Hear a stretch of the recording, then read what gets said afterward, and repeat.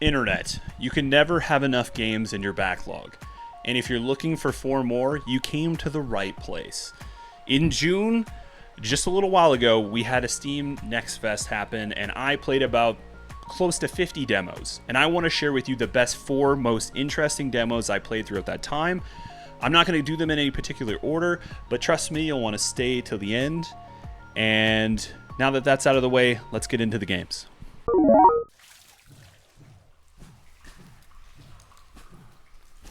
Well Dweller. It's a game where you play as the last surviving family of birds in this weird, dark fantasy world. This game is clearly taking inspirations from things like Ori and things like Hollow Knight and possibly even Silksong. I think my time with the demo, I've played through it a couple times, it's about 40 minutes long. It's pretty good. It's not quite as intense as something like Silksong or Hollow Knight. I would definitely put it more in the lane of something like Ori. But it hits the kind of bar aesthetically and vibe-wise that something like Hollow Knight or Silksong does. And that's not an easy thing to do. And I really admired its weird, cheeky, dark storytelling for the very, brief little snippets you get to experience in the demo. But I did really enjoy the just fluent, like, traversal mechanics that get introduced. Especially you have this neat one where you get a matchstick as like your weapon, and it burns brighter the more health you have, so aka you do more damage when you're not taking damage. And eventually you get a slingshot that allows you to shove your matchstick inside of walls and then launch off of them like a little trampoline. It's definitely giving me like hints of what is possible later on, but due to the short nature of this demo, we don't really get to see too much more. But it's a very cool mechanic to introduce to the player within the first 30 or 40 minutes of the game, and you have a lot of fun with it immediately. So I'm excited to see how they can keep elevating and building on that. The combat is whatever. I'm not going to sit here and tell you it's as challenging as something like Silksong. I have beat the last judge in Silksong. That's as far as I got. I had no interest in pogoing for the next 12 hours. So if you're like me and you maybe loved a lot of things about Silksong or Hollow Knight, but you kind of bounced off the hard difficulty, Well Dweller is a game for you. It kind of matches that vibe. It's a little bit more Ori inspired. It's a little less punishing. It's a little more fun. It's a little more quirky. And that's why it's on this list.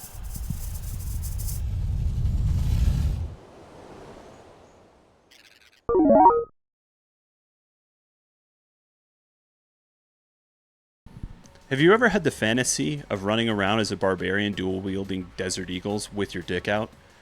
Well, you might not have. But in the game Blood Dungeon, you can do this. You can also play as a baby with a 44 Magnum, because why the fuck not?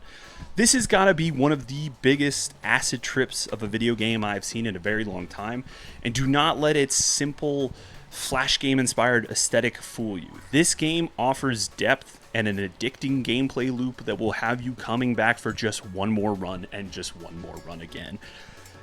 This demo is... I have played probably 4 hours of this demo, and it's one map, a few characters, and a decent amount of weapons to really kind of sink your teeth into and get the idea of what you can expect from the full thing.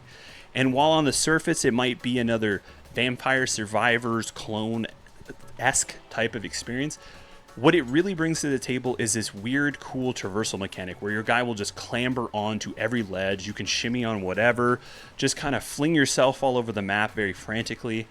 And its simple art style allows them to just litter the screen with so many interesting enemy varieties. And I'm not going to say they're the most fucking crazy shit you encounter, but it's nice that even in the first stage, there's probably 20 plus different weird enemies you'll encounter that do their own little weird things, and you have to kind of discover what those weird things are. On top of that, you get a plethora of weapons at your disposal to do all sorts of crazy nonsense with. Like, I was playing as a baby with a 44 Magnum and a set of dual-wielding Desert Eagles, because you can tote 2 weapons at the same time. And in that run, I got this thing where I kept modifying my bullet sizes. So they were like 300 or 400% larger than normal. So this fucking tiny little baby just whirling around the map, shooting off these giant-ass missiles of bullets at everything that was penning through the entire world was pretty chaotic and fun. And that's within like the first few hours of messing around with this game. I'm very curious to see how that keeps compounding. You know, like most Vampire Survivor-esque games, you earn kind of currency that you can use outside of your current run to improve the basic performance of your character's move speed, damage dealt, collection radius, you name it, you know, etc., etc. But there's also a very interesting suite of characters that are even provided to you in the demo. You get to see about 3 or 4. They all kind of have their little things. Like I said, one of them is a barbarian who runs around naked. He has a sword that kind of whirls around him, and then your secondary is whatever you find in the map. There's also a tiny baby who has just a crazy amount of bullet pen, and he runs around with a 44 Magnum. And his passive is he just starts with more money than all the rest, and then he inherits a certain amount of money after achieving level 10 in your run. Just kind of silly little quirky characters, but they all have enough kind of individual characteristics that it does make you want to just experiment and try them. And then when you just keep progressing outside and keep unlocking the new weapons, sky's the limit for what the fun could be with this game. And that is why it's on this list. Yes, it looks just like a fucking acid trip of a video game, but I promise you, if you give this demo a try, it is 100% worth your time, and you will be coming back for one more run.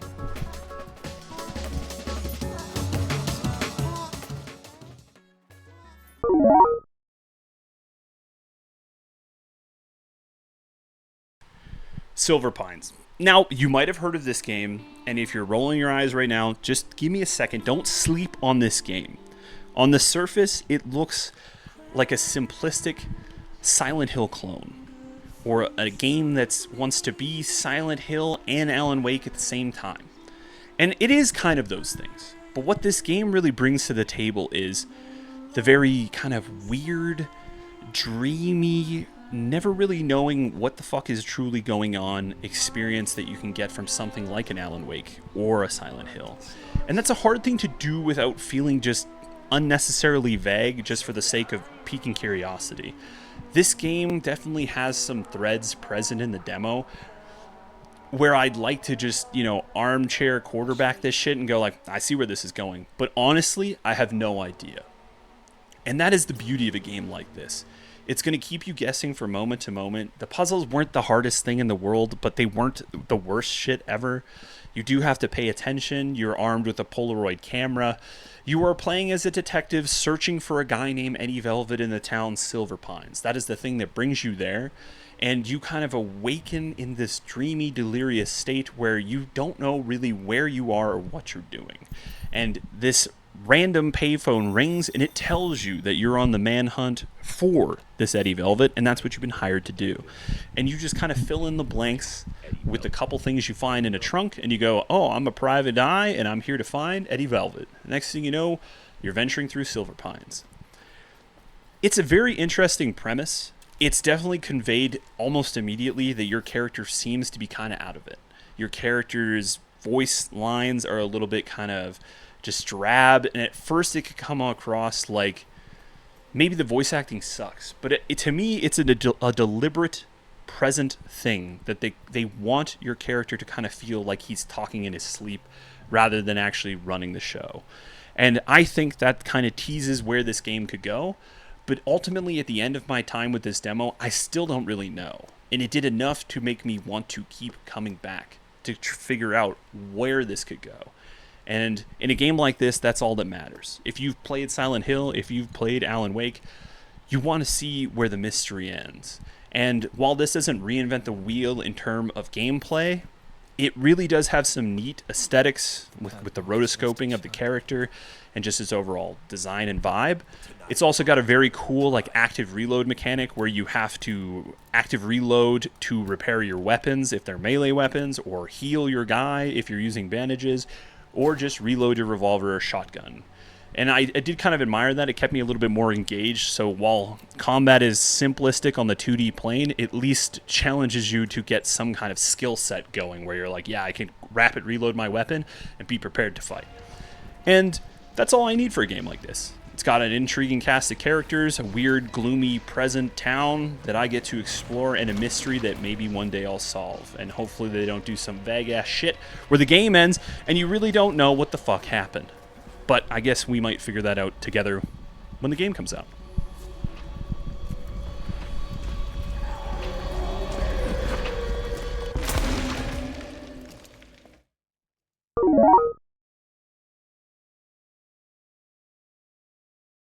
Would you like to play Tetris? Would you like a new best friend called Flapper who looks like this? I know what you're thinking. Why the fuck would I want to do that? And this game, before I tell you the title, is the weirdest, most bullshit video game I've ever seen in my life, and I thought I would never like it in a million years. But when I saw it, I went, I gotta download that demo and just see what the fuck it's about. And that is Blocks for Babies. And on the surface, it really is just Tetris, where you get this really weird, awkward companion who's actually kind of funny to talk to. But when you dive a little deeper, and the game really kind of pulls back what it is trying to hide from you, and you actually get to experience that this game is essentially Tetris while also being a first-person shooter with clear inspirations from Doom, it's the weirdest mashup I've ever seen, but somehow manages to nail it in so many ways that I couldn't expect. I'm not going to sit here and lie and say Tetris is my favorite shit. I grew up playing that. It's okay. But the kind of idea of just also having my Tetris board flip inside out and I get to go fight in first person and just blast the blocks away with a shotgun or a pistol or God knows what kind of weapons in the full game really did kind of bring me in there. And they really do kind of manage to package it very well. And it goes very much in like a roguelike type of run, where you start by helping Flapper, this weird character, try to clear his house of Tetris blocks. That's the story, the setup. And in doing so, you start just playing basic-ass Tetris. And it gains levels of complexity in the Tetris game itself, like it speeds up the board, there's different kind of blocks. And this is the big thing. Some of these blocks are corrupted, and you can't just simply make a line and clear the corrupted blocks. They stay even though you manage to create a line. There are certain power-ups you can unlock in the game to help mitigate how many corrupted blocks stay, but largely the corrupted blocks stay in the Tetris grid. And at a certain point, when you've cleared enough blocks, you will then get engaged in a target selection where you're going to highlight a section of the blocks that you want to fight, and when you do that, you go into a first-person shooter a la Doom, and you just blast the shit out of these cubes. And the first-person shooter elements aren't crazy. I'm not going to sit here and say this is the future of SPF game or FPS games. It's very much Doom with a fucking weird block skin, but it's fun. And the kind of dueling personalities that you get to have while playing this game kept me coming back for more.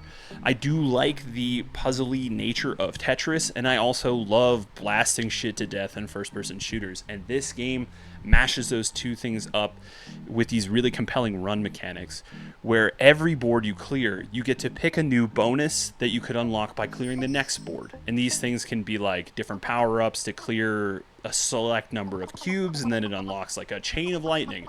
Or it can be a weapon upgrade to let your shotgun shoot more strong bullets or hold more rounds or whatever. It can also just be simple things, like you can make your character move faster, jump higher, slide further. There's a plethora of power-ups available to you, even in the demo alone, and I'm curious to see how that keeps building and cascading going forward. And outside of these runs, you gain these little golden cubes, which you can spend in the shop to unlock things like new little trinkets or new different power-ups that you can unlock. This game has a shit ton of Balatro sound effects, so if you love that game, you're going to be fucking drooling in this one. And it's so weird, so bizarre, but I couldn't help myself just immediately smiling from start to finish. Whether it was at the weird, quirky dialogue of Flapper, or blasting fucking cubes with a shotgun, or just kind of having fun playing Tetris again. And then also at the end, Flapper's like, let's go outside and play, and he has to hold your hand for some reason. It gets really weird, and then you walk out a door, and then the demo ends. And I really want to know what the hell is outside that door. So give this game a try. It's on the list for a reason.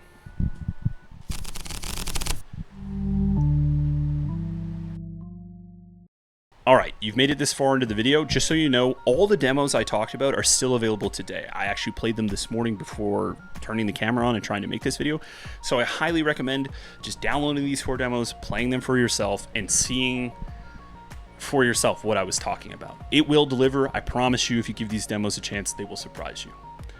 Also, I have a bonus honorable mention, but before I bring that up, I just want to say thank you for watching, and if you enjoyed this video, consider subscribing.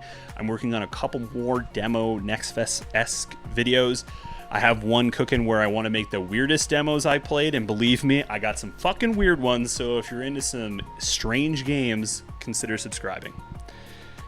Now, honorable mention.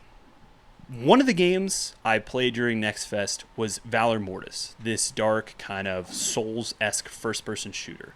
I thought it was really interesting. I actually initially wrote it down to be in this video, but when I went to kind of make notes about what I wanted to say about it, I honestly couldn't think of anything other than it was an FPS game and a Souls-like. And neither of those things were so good that I felt like I was 100% going to play the game, so I didn't feel like it would be fair to tell you to play it if I myself wasn't for sure I was going to play it. But if you had some interest in that demo or that game in general, I highly recommend keeping an eye on it. I am myself. But there was definitely some performance issues. There was definitely some things that felt a little not perfect, like in terms of range of you and your enemies. Because of the first-person perspective, it makes it a little hard to judge how close or far you are away. And sometimes these enemies will absolutely blast you and fucking kill you because it's a Souls game. So you get hit a couple times and you die. That saying, though, I did enjoy my time with the demo, but I am not going to buy it immediately. I really have to see what that turns out to be. But yeah, honorable mention. It almost made it in here. Let me know if you guys are interested in that. I can make a full video talking about that if you really want me to. Just let me know in the comments below. Nevertheless, thank you guys for watching this video. Hopefully you will check out these demos. I really did enjoy them genuinely, and if I enjoyed them, you will too. So thank you. Consider subscribing, and I'll see you guys next time.